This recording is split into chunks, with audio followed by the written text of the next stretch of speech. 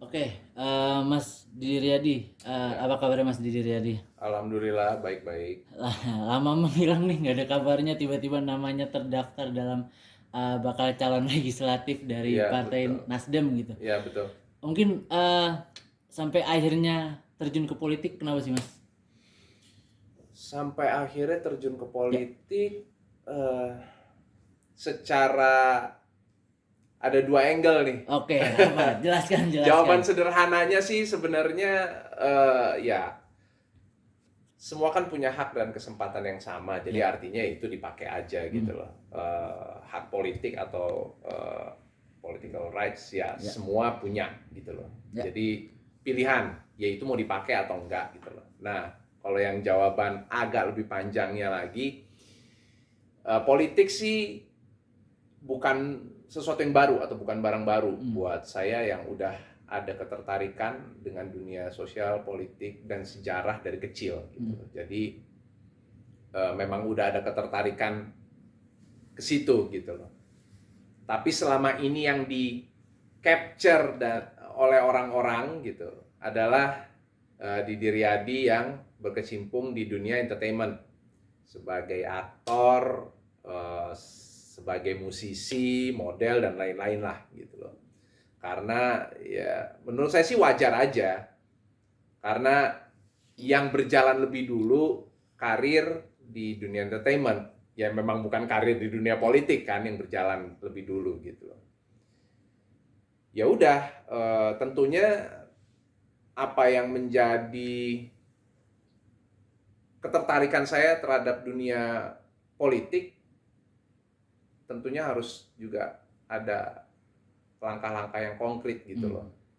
Jadi bukan hanya ada di oh ya suka aja, tertarik aja atau apa ada yang di kepala aja atau di hati aja enggak gitu loh. Berarti merealisasikan. Jadi direalisasikan dalam bentuk konkret yaitu sekarang sebagai eh, caleg dari Partai Nasdem gitu.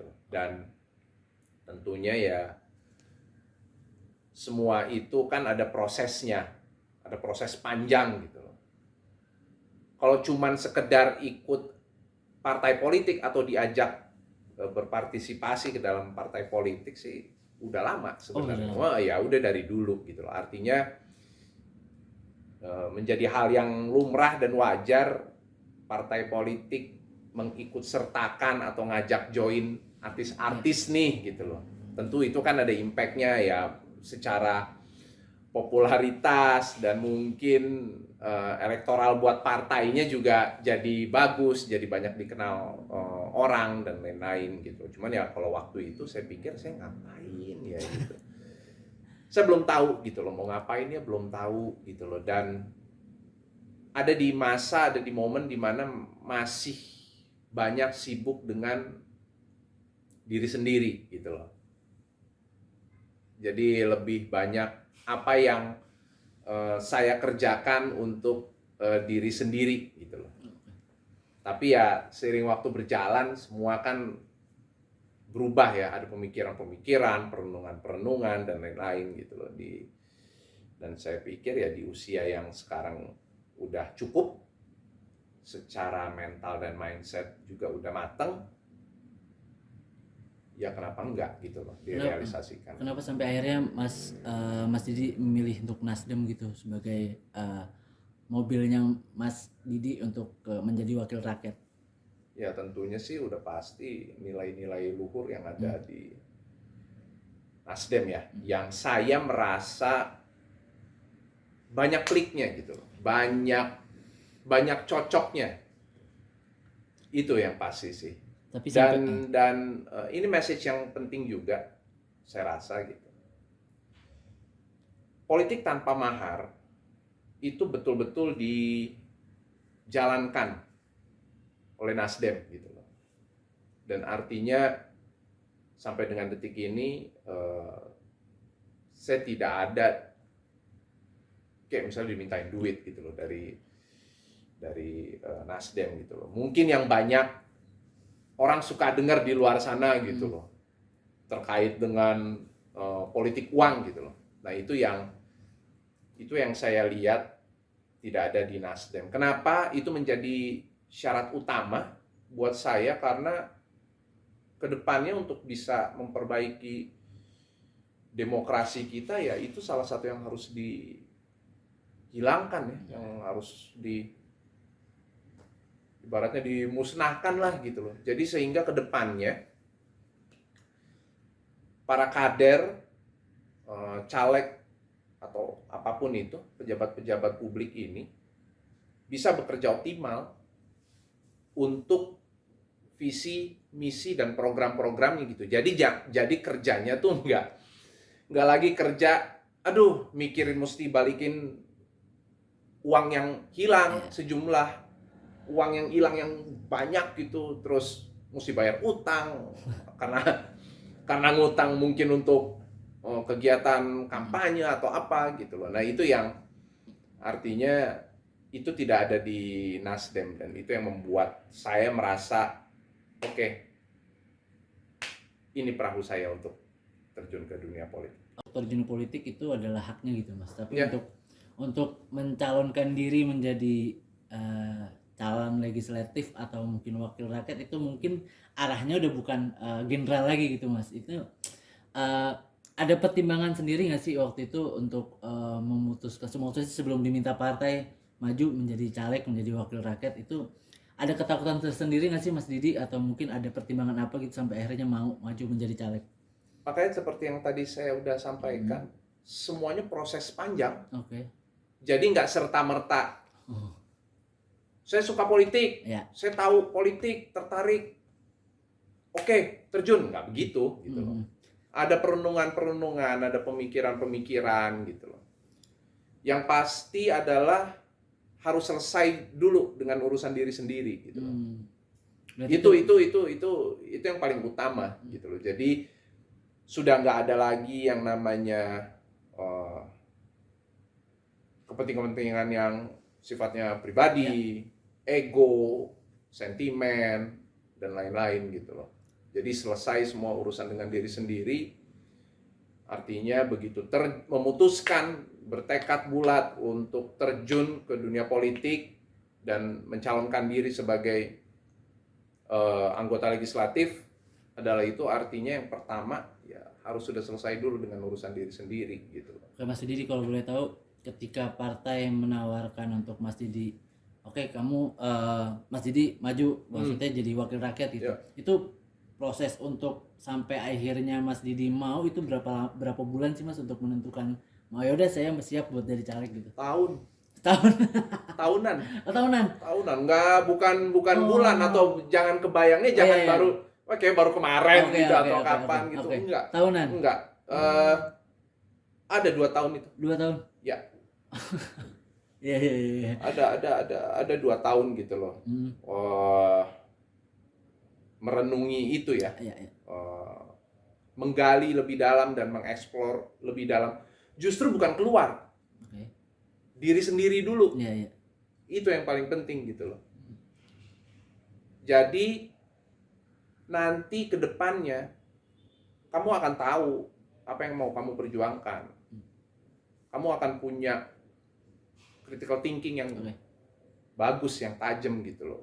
Punya nalar yang baik, punya logika yang lurus gitu loh. Jadi ini nggak sebuah perjalanan yang singkat gitu loh. Untuk benar-benar ketok palu gitu, gitu loh. Sampai ujungnya bersama dengan Nasdem mencalonkan menjadi anggota legislatif, ya ada itu kalau dihitungin kira-kira ya 2 tahun lah.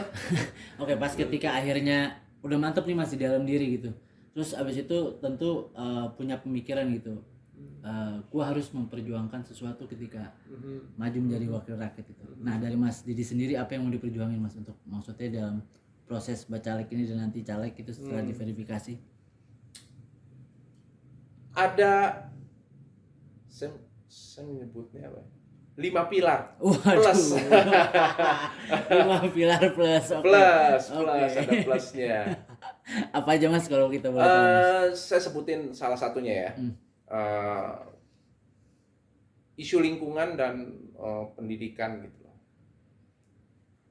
Saya anggap itu sangat penting dan cukup krusial ya. Artinya yang harus sama-sama kita betul-betul tahu, mengerti dan pahami lingkungan yang memberi kita hidup.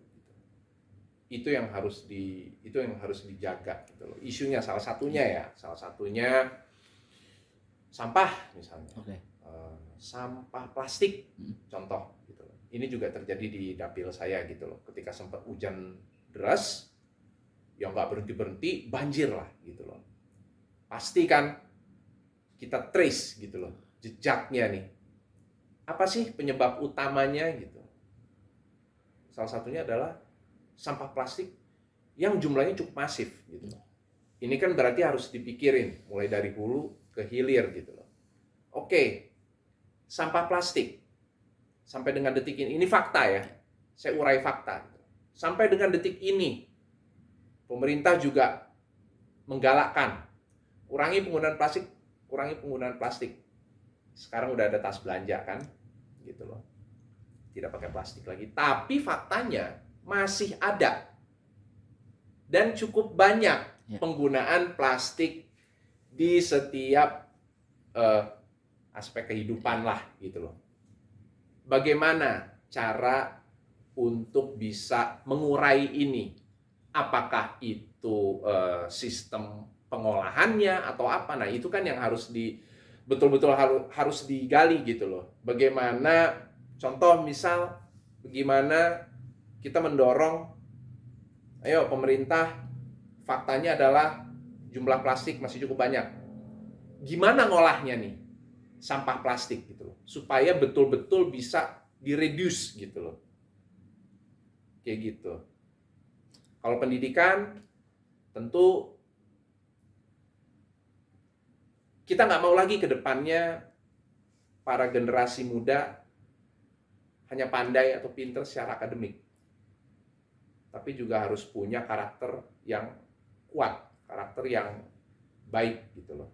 Semoga apa? Tujuannya ke depannya supaya bisa tahu dan bisa aware dengan tantangan global ke depannya gitu loh. Supaya nanti nggak ada lagi kita dengar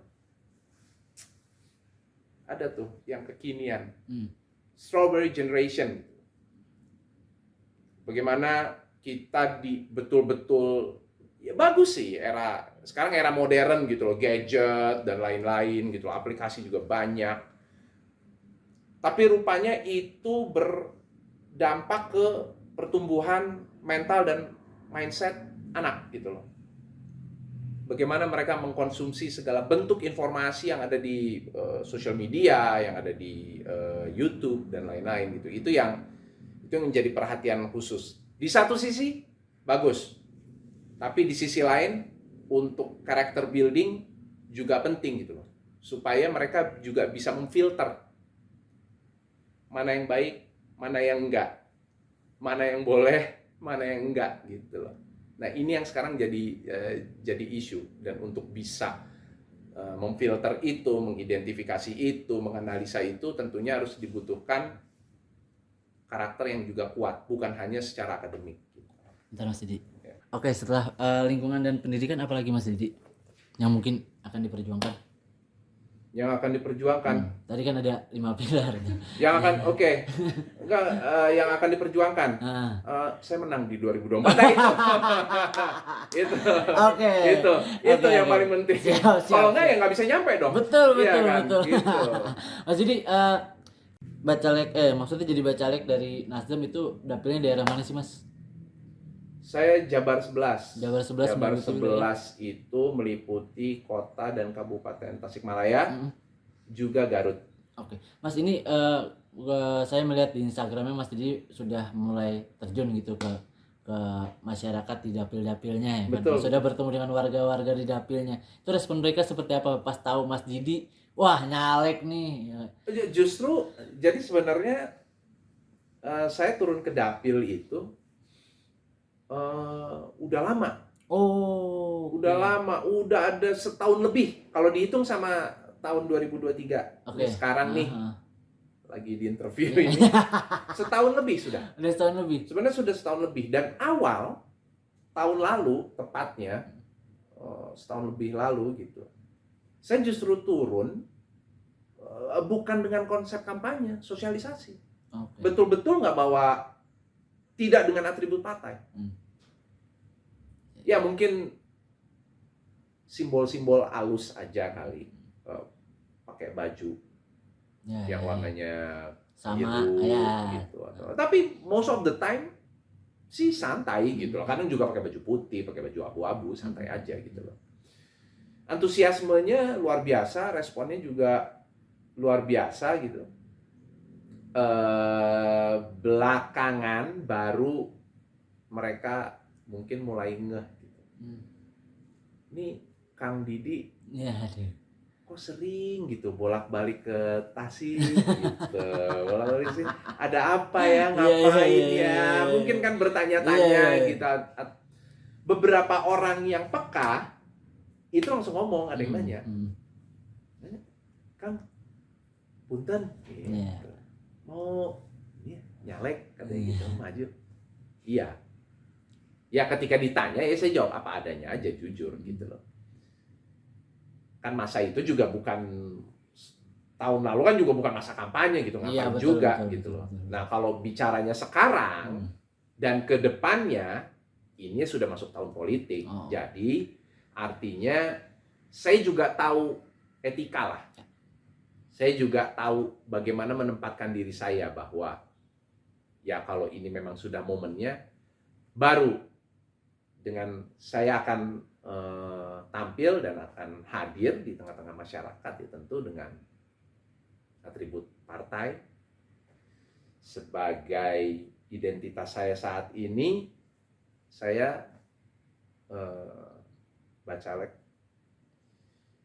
Nasdem untuk DPR RI Jabar 11, Kota Kabupaten Tasik dan Garut. Mas selama ketemu masyarakat di dapilnya menemukan keseruan-keseruan apa sih respon dari mereka? Banyak banget, apa banyak banget.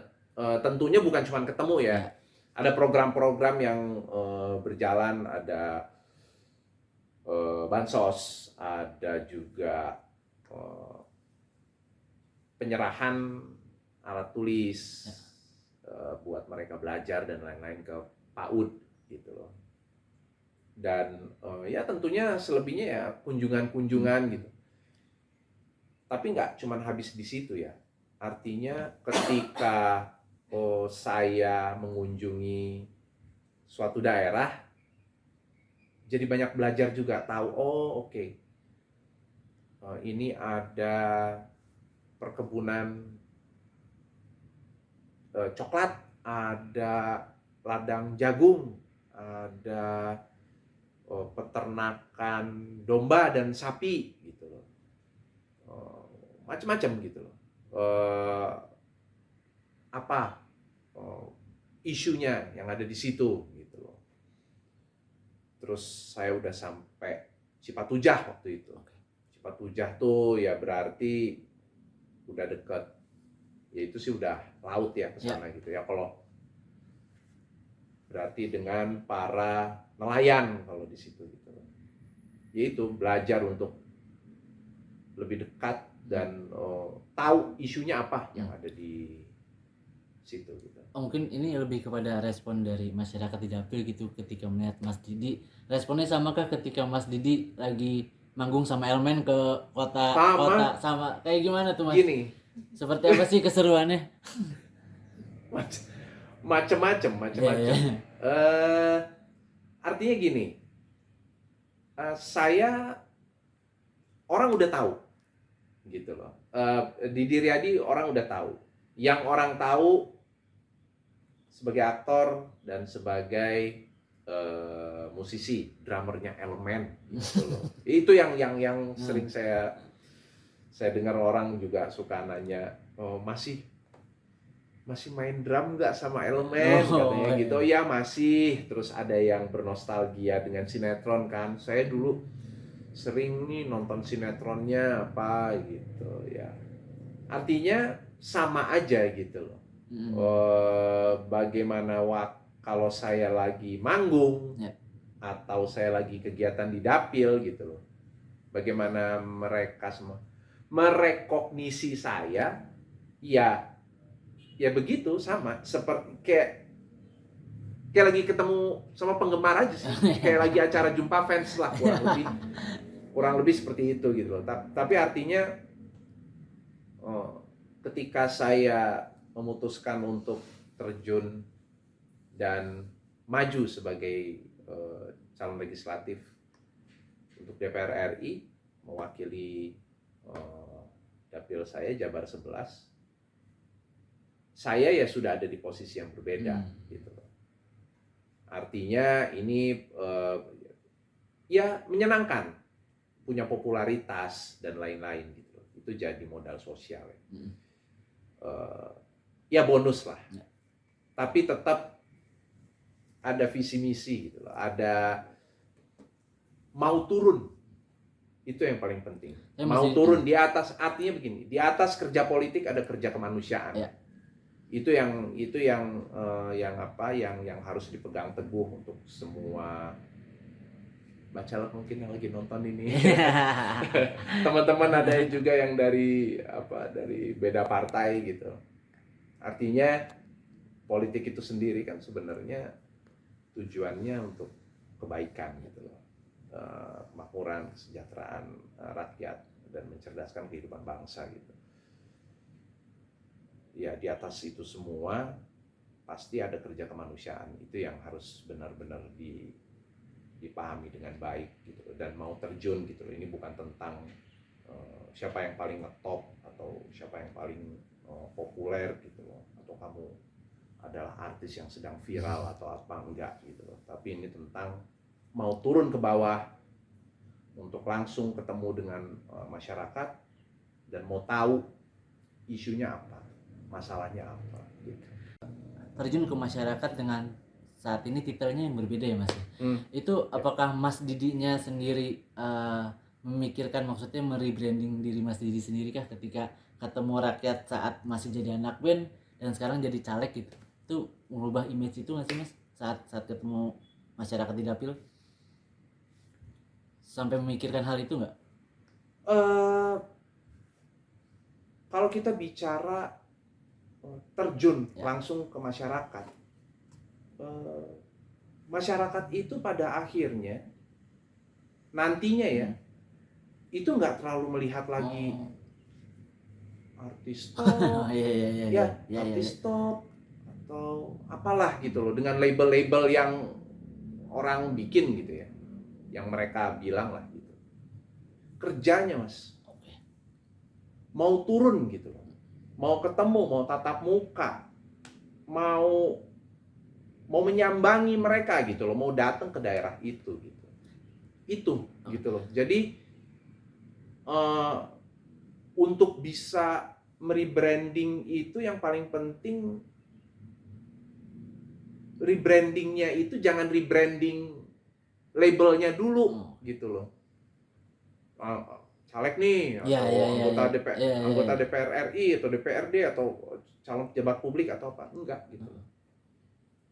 Yang di rebranding itu yang harus dibenahi dulu, itu diri sendiri dulu gitu loh. Kinerjanya seperti apa itu dulu gitu loh. Mindsetnya, mentalnya seperti apa itu dulu. Makanya Nasdem kan slogannya, quote-nya bagus banget. Gerakan perubahan, restorasi gitu ya, restorasi Indonesia. Itu punya makna yang dalam sebenarnya. Sebelum kamu mampu merestorasi hal-hal yang di luar kamu, sebelum kamu melakukan gerakan perubahan, merubah hal-hal yang ada di luar kamu, rubah dulu dan restorasi dulu dirimu sendiri. Sebelum kamu mampu melakukan itu terhadap hal-hal yang ada di luar kamu. Karena kamu sampai kapanpun tidak akan bisa melakukan itu kalau kamu tidak merubah dirimu sendiri. Bagaimana kamu bisa menolong orang kalau kamu tidak mampu menolong dirimu sendiri gitu. Bagaimana kamu bisa bermanfaat untuk orang banyak kalau untuk diri sendiri pun kamu belum bisa bermanfaat gitu loh. Siap. Kalau saya sih memaknainya seperti itu gitu loh. Jadi semua dimulai dari diri sendiri dulu. Label itu Ya sekarang Ya. kayak Mas nih media gitu ya, bisa bikin label apa aja. Loh betul kan? Iya, iya, iya, iya. Faktanya kan Betul, seperti itu, betul, bisa betul. bikin label apa aja. Ya. Apalah, pejabat publik, apa segala macam. Ya itu ini aja gitu. Ya jabatannya itu gitu loh. Ditulis di mungkin di media gitu loh. Caleg DPR RI, ya udah itu aja gitu loh. Tapi intinya ya bukan hanya sekedar itu kan cuman ini aja. Saya masih selama bertemu dengan masyarakat gitu di dapil, maksudnya ada hal apa sih maksudnya yang mungkin bisa diserap untuk kehidupan diri Mas Didi sendiri gitu. Cerita-cerita dari masyarakat kan banyak. Maksudnya yang bisa diserap untuk diri sendiri apa aja sih Mas? Kalau boleh tahu nih kita nih. Kalau saya cuma 2 hal sih. Oke. Yang pertama, membuat saya jadi lebih banyak bersyukur. Kedua, apa yang sekiranya bisa saya kontribusikan gitu. Keberadaan saya dan posisi saya sekarang sebagai caleg gitu ya, untuk DPR RI, apa yang nantinya akan bisa saya lakukan dan bisa saya kerjakan untuk kemaslahatan masyarakat, untuk kebaikan bersama. Kayak Mas Didi, kalau misalkan nanti pada akhirnya Mas Didi menang gitu di dapil, suaranya menang di dapil dan kemudian menjadi anggota DPR RI gitu. Ya, Ini apakah pekerjaan-pekerjaan Mas Didi yang sebelumnya akan ditinggalkan kah, fokus di menjadi anggota parlemen, atau mungkin berjalan beriringan? Insya Allah berjalan beriringan. Artinya ketika nanti menang dan menjadi anggota dewan, tentunya ada hal-hal yang pokok gitu loh, yang harus betul-betul dikerjain gitu loh, yang harus betul-betul dilaksanakan. Ada program kerja, visi misinya apa gitu loh, isu apa yang mau didorong gitu loh nanti untuk bisa dirapatkan bersama gitu loh dengan eksekutif. Itu yang paling awal, yang paling pertama gitu loh. Tapi saya pun juga jangan nanti dibilang saya melupakan dunia yang sudah membesarkan nama saya gitu loh. Bahwa hari ini saya ada di sini itu karena saya ada yang di masa dulu sebagai seorang artis, sebagai seorang aktor, sebagai seorang musisi gitu loh. Sekarang lihat aja, justru pejabat-pejabat malah banyak ini pengen pengen tampil kan gitu loh. Saya udah punya itu kan gitu loh di sebelumnya gitu loh. Jadi artinya saya tidak punya alasan untuk betul-betul meninggalkan, ya udah ya, I'm done with dunia entertainment, jadi benar-benar diputus gitu, enggak gitu loh. Jadi insya Allah bisa tetap berjalan beriringan gitu loh. Cuman mungkin ya sayanya jadi ekstra kerja keras aja. Dan ya nggak bisa selalu bareng-bareng lah sama teman-teman elemen gitu. Nanti manggung di mana gitu, maaf ya, saya berangkatnya nggak bisa bareng usul gitu. Paling sih itu sih teknis lah gitu lah. Jadi tim Warta Kota mau mencoba menggali gitu, mengetahui seberapa politiknya nih Mas Didi. Jodoh, politik. Saya mah nggak politik banget Mas. Udah seberapa dalam gitu mendalami ilmu politik. Iya. Udah seberapa dalam mendalami ilmu politik. Oke Mas Didi, pertanyaan pertama, penjelasan Mas Didi apa yang diketahui sama Mas Didi gitu terkait sebuah anggaran dasar atau anggaran rumah tangga. Ini secara universal ya, secara general gitu. Anggaran dasar dan anggaran rumah tangga. Mungkin kalau dalam posisinya Mas Didi sekarang, kita bicara di sebuah panggung politik gitu. Ini ADART gitu. Penjelasannya apa yang diketahui sama Mas Didi sih tentang ADART ini nih? Ya ADART sih udah pasti di setiap parpol punya dan ada itu ya gitu loh. Itu erat kaitannya dengan apa yang menjadi visi misinya parpol tersebut gitu loh. Dalam hal ini contoh misal Nasdem gitu, Ya. partai saya gitu ya. Nasdem tentu restorasi dan gerakan perubahan itu yang menjadi judul besarnya gitu. Itu yang menjadi yang melandasi itu gitu loh. Jadi apa aja gitu loh. Nah, itu yang nanti turunannya bisa banyak. Gerakan perubahan terhadap perekonomian misalnya, gerakan perubahan terhadap mengembalikan lagi makna dan esensi demokrasi yang sesungguhnya tuh seperti apa sih gitu loh, yang seharusnya dan selayaknya itu seperti apa sih, seperti itu. Dan seperti yang tadi saya bilang gitu, restorasi gitu loh. Restorasi apa yang mau direstorasi? Dari infrastruktur misalnya gitu loh. Infrastruktur bukan hanya fisik, Ya. tapi juga infrastruktur secara apa? Secara sumber daya manusianya. Oke. Partai Nasdem punya sekolah politik, pendidikan politik gitu loh.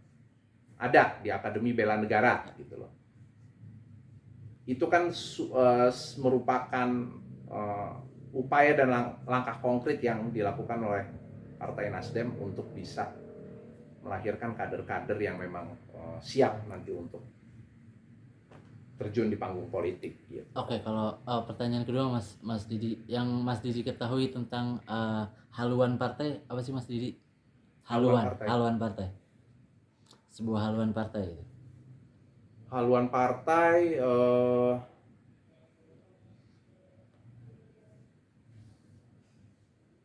mungkin ini kali ya. Mungkin hal-hal yang sifatnya mendasar ya, hal-hal yang sifatnya basic ya, seperti sebagaimana negara ini kayak pelajaran SD gitu, GBHN, PPKN, GBHN, garis besar haluan negara. Oh, iya, gitu okay. loh. Apa yang menjadi yang menopang nih gitu, yang basic banget, yang menopang apa nih gitu loh. Itu yang udah pasti kalau partai politik harus punya itu, udah pasti dan harus punya itu. Itu yang nanti menopang dan juga kedepannya membesarkan partai itu sendiri gitu. Oke, yang ketiga pertanyaan buat Mas Didi, yang Mas Didi ketahui tentang parliamentary threshold itu apa sih Mas? Threshold yang dibuat untuk nanti kedepannya angka itu mencukupi untuk mengusung capres ya, presiden. Ini agak menggelitik sedikit ya. Iya. Di Indonesia ini kita tahu soal PT 20% itu gitu. Yang terus banyak diperdebatkan, kenapa 20 gitu. Kenapa nggak 0 gitu ya. Gitu. Secara historis kan waktu itu memang dibuat untuk menghambat SBY gitu. Tapi dalam perjalanannya ternyata SBY melambung tinggi, akhirnya dia yang menang waktu itu jadi presiden gitu loh. Secara historis itu, secara sejarah itu yang saya tahu gitu loh. Itu akhirnya jadi patokan gitu loh. Sampai dengan sekarang gitu loh. Harus 20%. Kalau nggak 20% PT-nya ya lo nggak bisa ngusung capres gitu loh. Makanya ada nih koalisi-koalisi nih. Terjadilah, tujuannya yaitu untuk memenuhi kuota presidential threshold itu jadi 20% gitu. Nah, tapi secara historis yang saya tahu itu gitu. Oke Mas, pertanyaan selanjutnya itu yang Mas Didi ketahui tentang apa sih itu daerah pemilihan atau dapil? Dapil ya, yang saya tahu ya itu daerah yang kamu pilih untuk kamu wakili maju sebagai calon legislatif gitu. Kalau saya DPR RI, Jabar saya Jabar 11, kota kabupaten Tasik dan Garut. Nah itu tuh luasan daerahnya tuh semua kota kabupaten Tasik sama Garut, karena saya majunya untuk pusat, untuk RI gitu loh. Saya memilih kota Tasik, kabupaten Tasik dan Garut jadi dapil saya, daerah pilihan saya gitu. Jadi itulah daerah yang saya pilih dan saya wakili gitu loh, untuk saya maju sebagai legislatif DPR RI gitu. Oke, Mas Didi, ini bagian terakhir. Seberapa nasdemnya Mas Didi nih? Jadi saya bakal nunjukin 2 foto tokoh dari Nasdem dan mungkin Mas Didi tebak dan kasih penjelasan seperti apa sosok dia. Oke. Saya tunjukin kamera dulu ya Mas ya. Bentar. Agak jauh. Seberapa Nasdem? Seberapa Nasdemnya Mas Didi? Oke. Ada. Oke, Mas Didi. Ya. Bisa ditebak ini siapa?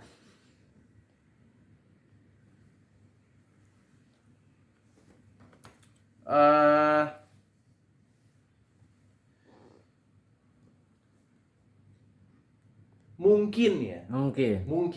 Oke. Ini karena saya ini nih saya jarang ke DPP karena saya lebih fokus banyak rapat di DPW ya. Sepertinya namanya mungkin saya agak lupa. Jabatannya mungkin wakil ketua MPR ya. Sepertinya. Wakil ketua MPR RI. Oke. Kita luruskan dulu. Oke. Ini Betulkah? Ibu Siti Nurbaya. Menteri Lingkungan Hidup. Menteri Lingkungan Hidup. Iya. Ini Ibu Siti Nurbaya. Begini, Mas. Oke. Di TV sama foto agak beda. Ini kayaknya Ibu Siti Nurbaya make up-nya ketebelan nih. Nanti saya protes. Nanti saya ketemu Ibu Siti Nurbaya, saya protes. Iya, sama. Oke, Mas Didi, yang diketahui apa yang maksudnya seperti apa sih sosok Ibu Siti Nurbaya di mata Mas Didi? Jadi begini. Ini pertama saya bergabung dengan Partai Nasdem. Ya. Itu debut saya maju untuk legislatif gitu ya, DPR RI. Itu yang pertama. Yang kedua, saya tidak mau berasumsi atau berspekulasi atau menjelaskan lebih jauh tentang hal atau sosok yang saya belum ketahui dalam atau sepenuhnya supaya nggak salah gitu loh. Karena faktanya begini, saya tahu beliau itu di TV. Saya tahu beliau ya tiap buka Instagram. Nggak usah lihat orang, dengar nama, saya juga udah tahu Ibu Siti Nurbaya, Menteri Lingkungan Hidup kan, dari Partai Nasdem. Bagaimana sosok beliau, saya belum pernah ketemu in person sama beliau gitu. Jadi belum pernah ngobrol banyak juga dan lain-lain. Karena pertama saya gabung sama Nasdem, itu saya banyak komunikasinya dan rapatnya dan ngobrol, diskusi dan sebagainya sama Ketua DPW Jabar, Pak Saan Mustafa. Siap. Wakil Ketua Komisi 2. Gitu. Nah, itu yang maksudnya ya belum ada kesempatan untuk ketemu dengan beliau gitu. Maybe one day. Siap. Oke, Mas. Foto kedua ya, Mas? Foto kedua. Wakil Ketua DPR RI kan Nasdem kan? Iya. Saya mikirnya itu pas lihat foto itu. Oke, Mas Didi, foto kedua. Foto kedua. Oh, ini Ini Pak Rahmat Gobel. Pak Rahmat Gobel. Pak Rahmat Gobel. Oke, sebelum minta penjelasannya Mas Didi, mungkin kenal kah? Maksudnya mungkin nggak terlalu dekat ya, tapi kenal dengan sosok beliau kah? Nah, itu tadi. Oke. Ibu Siti Nurbaya, Pak Rahmat Gobel, ibaratnya apa ya? Mereka ini lebih banyak di pusat, Oke. gitu loh. Jadi saya sampai dengan detik ini ya, belum ada kesempatan untuk ketemu beliau-beliau, Oke, siap. gitu loh. Jadi kalau ditanya begini, saya saya agak bingung jawabnya karena saya nggak mau. Nggak apa-apa, nggak apa-apa. Karena saya nggak mau sampai salah jawab, nanti bisa salah interpretasi dan lain-lain gitu loh. Saya itu ya seperti tadi yang saya ceritain. Jadi interaksi saya langsung dengan DPW Jabar gitu loh. Karena memang ya kalau DPW kan wilayah, pusatnya di Bandung, di Cipaganti kantornya gitu loh. Nah, abis itu langsung interaksi dengan ketua DPD-nya. Oh, Baik yang di kota siap. maupun yang di Kabupaten Tasik maupun yang di Garut. Jadi dengan beliau-beliau ini ya komunikasi terus, jadi kenal gitu. Kalau dengan Pak Rahmat Gobel, tapi mungkin beliau tahu saya. Siap, boleh. Oke Mas Didi, pertanyaan terakhir. Melihat dua foto tersebut, apakah Mas Didi pengen karir politiknya bersama Nasdem gitu untuk sekarang gitu? Ya. Apakah pengen seperti dua tokoh ini, kayak Bu Siti sudah 2 periode kalau nggak salah ya, dia menjadi Menteri Lingkungan Hidup. Menteri Lingkungan ya. Dan juga Pak Rahmat Gobel yang sekarang juga jadi Wakil Ketua DPR Ya, RI. Wakil Ketua DPR RI. Inginkah seperti mereka, Mas? Sudah pasti. Artinya ini sekaligus membuktikan sih sebenarnya bahwa ini adalah salah satu bentuk keseriusan saya gitu untuk terus ada di karir politik, dan apapun itu yang saya bisa kontribusikan untuk bangsa dan negara, untuk kemaslahatan masyarakat Indonesia, yang levelnya akan saya terus bawa naik gitu loh. Jadi nggak cuma stuck di situ aja secara karir gitu. Dan mudah-mudahan karir saya di politik bisa terus berjalan, beranjak naik juga dengan program studi saya. Terima kasih. Mudah-mudahan bisa S3. Amin ya Allah. Amin. Oke Mas Didi, terima kasih banyak atas waktunya. Ya.